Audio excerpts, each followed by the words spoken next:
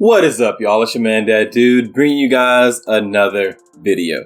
So I was having a very heated discussion with some friends the other day about anime protagonists, as one does.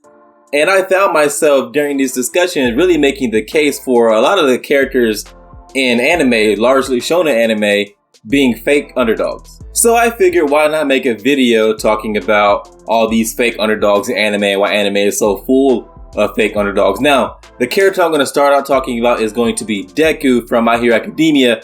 Now, I have a whole separate video on Deku, why I think Deku is a boring protagonist, and there is some overlap as to why I believe Deku was boring and for why he is a boring, for why he's a fake underdog. There's definitely some overlap there, so I'm not going to go too much into Deku. I highly recommend you go watch my video talking about why he's a boring protagonist, link down in the description. I'd greatly appreciate it if you went and gave it a watch. Alright, so about why Deku is a fake underdog. My Hero Academia really tries to sell us on the idea of Deku being an underdog, right? I don't think anyone will refute that. They tried to sell us on the idea of Deku being an underdog.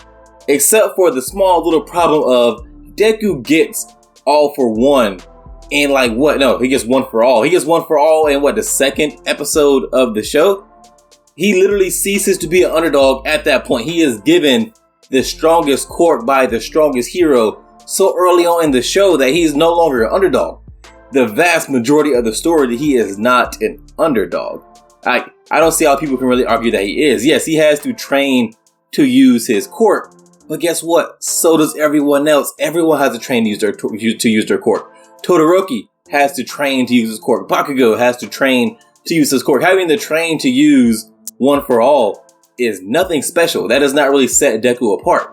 If My Hero Academia were about the guy who shoots fucking tape from his elbows, that would be a true underdog story. If the anime were about how that guy rose to being the best hero in the world, yeah, that's a true underdog story. That guy has some real obstacles that he has to overcome because all he can do is really shoot tape from his elbows. He's not super strong and can jump super high, can punch and kick super hard and do all this special shit with his super strength. Nah, he just has some sticky tape that comes out of his elbows.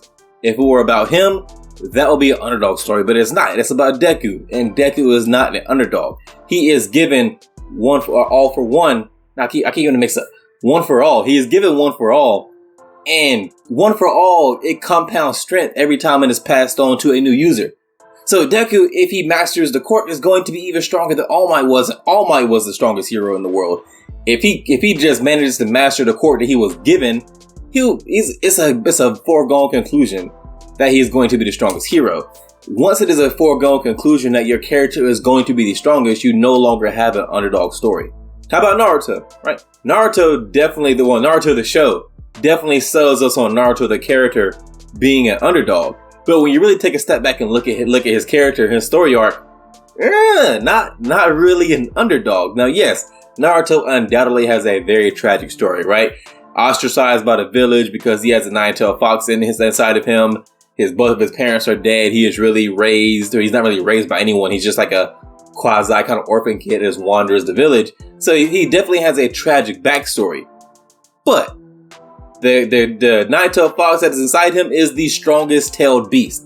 Both of his parents, one was a Hokage, the other was a member of a clan with the Kekkai Genkai, that clan being that they have huge chakra reserves and they're able to seal tailed beasts, right?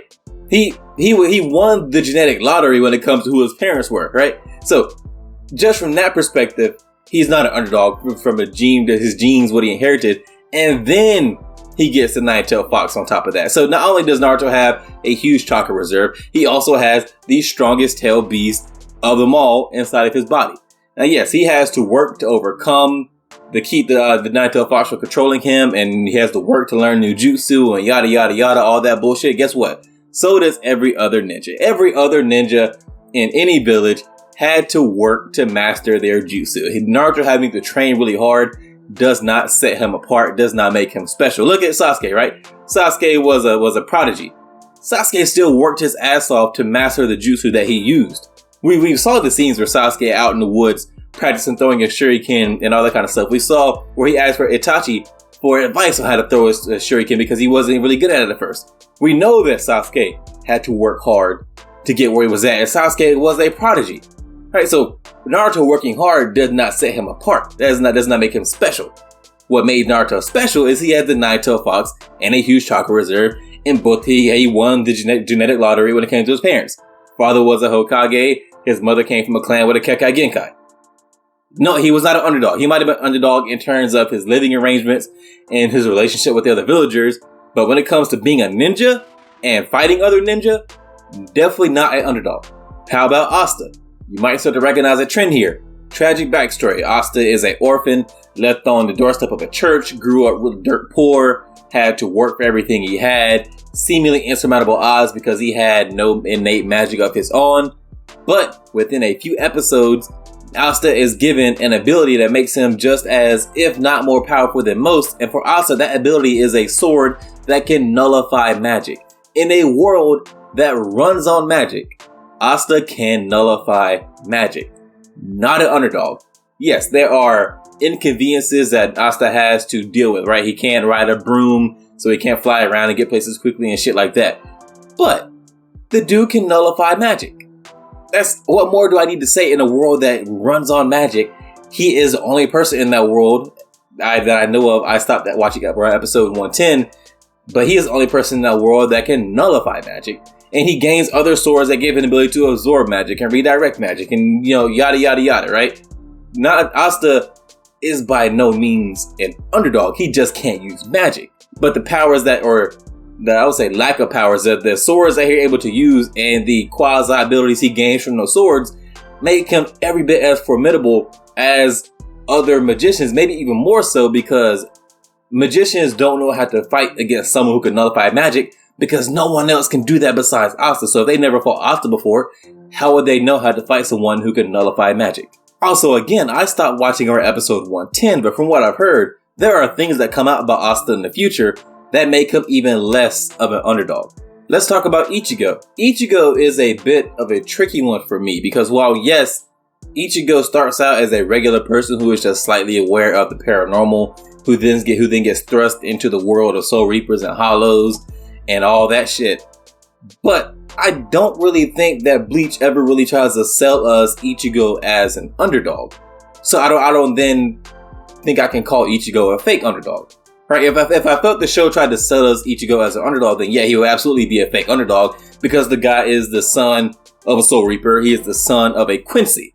He has all of these innate things about him that would lead to him picking up the abilities of being a Soul Reaper much faster than anyone else. And so he is much more prone to harnessing those abilities and having all these things that he can do that would set him apart from everyone else. So if I felt the show sold him as an underdog, he would undoubtedly be a fake underdog.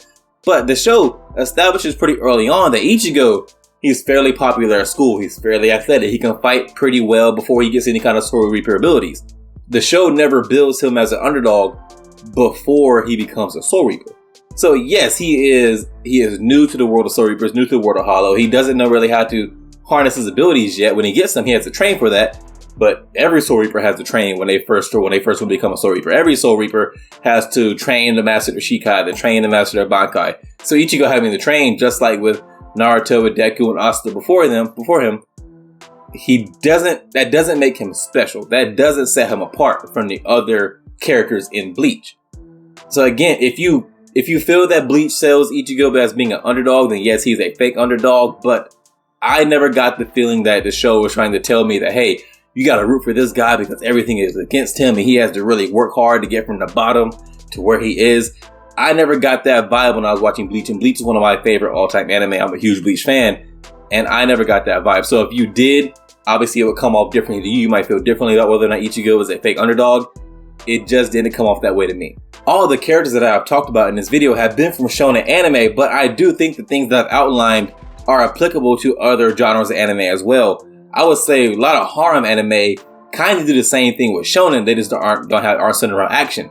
They take a character who is not the most popular, not the most athletic, not the best looking, and so on and so forth. But he usually something about him, and that's something about him usually that he's just really nice. He's just nice as fuck, and so all the girls like him because he's so nice. So he's not really underdog because the character's never ugly. You never get a harem with an ugly main character. He's usually not stupid.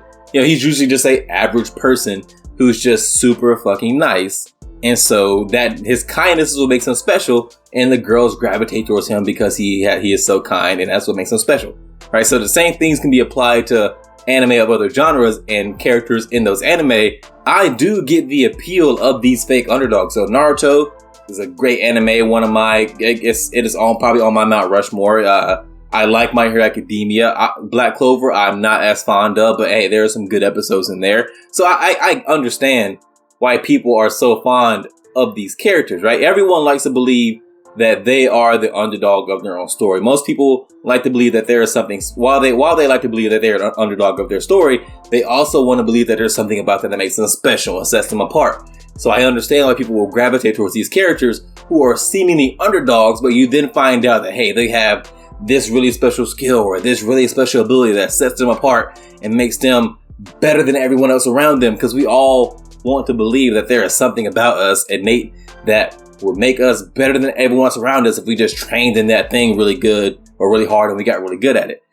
So I think it's natural that people gravitate towards these characters, but that doesn't make them any less fake underdogs, because that is definitely what they are. We are being sold on them being underdogs, but that is just not the case. Alright guys, I'll have for you on this one. If you like this video, go hit that thumbs up. And if you are so inclined, subscribe and share. It will help me out a lot, and I would really appreciate it. If you didn't like the video or you disagree with any of my points, let me know in the comment. We can talk about it. I respond to almost everything. I'll see you guys in the next one.